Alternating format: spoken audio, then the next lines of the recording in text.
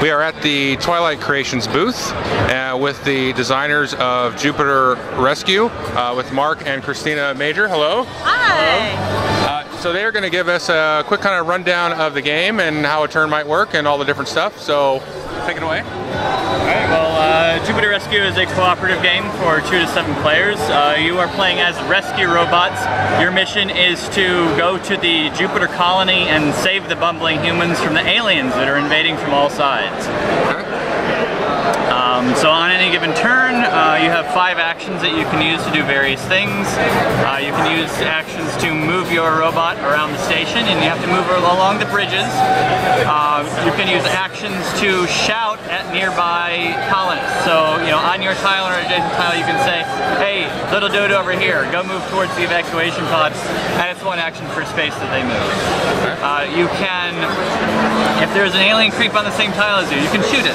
It's 1 action, it's dead, that's all it takes.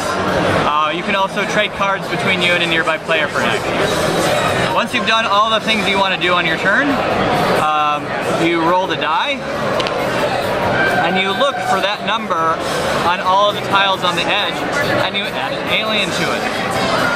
So these will start to build up over time as you keep rolling that number over and over again. Gotcha. And if you don't like run over and take care of that tile, eventually it might blow up.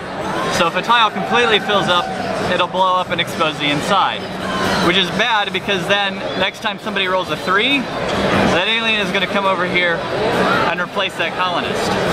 If you leave that alien next to a colonist on the next person's turn, it's going to attack and turn those colonists into aliens. So as the game progresses, if you don't keep the alien threat at bay, eventually it'll spread through the colony and killing everybody. However, you still have to give, tell the colonists to get on the evacuation pod. It's a losing game trying to just keep the aliens off the station. You got to get them on. So there's a balancing act trying to kill the aliens and also shepherd colonists off. Once you save 28 colonists, you do win the game. So you save them in batches of 7. As you move them on here, it will automatically launch when you get your 7th colonist on.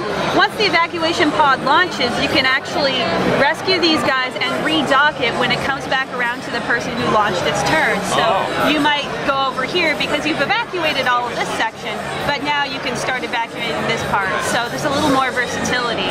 One of the other things you have to work with are these cards. You will cards. have cards that you can use, such as swap or rocket boots, and these are good things that you can do. Now any card that you have in your hand, you can discard it on your turn to get its effect. It'll give you some benefit either for a single action or for your entire turn.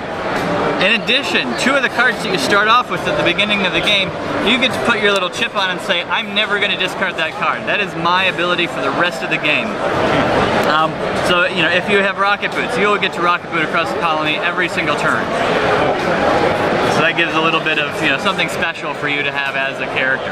Right. Yeah. You'll draw a new card each turn, but some of the cards aren't good. For example, if you draw a red card, that's a surge, so you have to add a 2nd creep to every other tile that got a creep. You also might get something like power grab, and that's where the super creeps come in.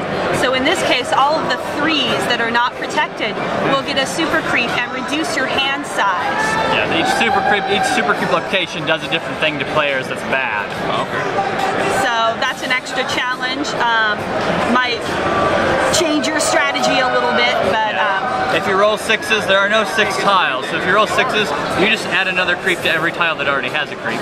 Okay. So 6s are bad. All right. In addition, if you play the game and you think you've mastered it and it's just too easy, each of these tiles has another side that is slightly harder. Different layout that has fewer paths on it, which makes it difficult to get colonists up, makes it difficult to get around the colony to deal with aliens. So what triggers the lose condition? Well, you have to save 28 colonists, so each time you lose a colonist, it goes over here on this loss tracker. So if this completely fills up and you get around here to the mission failure spot, you lose. There are two other things that I mentioned earlier. The tiles will blow up and leave the station. All the threes are the power stations. These keep the colony floating above the atmosphere of Jupiter. So if all the threes blow up, you lose because the entire colony crashes. These radar dishes control the evacuation pod. So if all of those blow up, you lose because you can't get off the station anymore. Okay. Cool. Well, thanks guys. I really appreciate it. Oh, thank you. Thank you.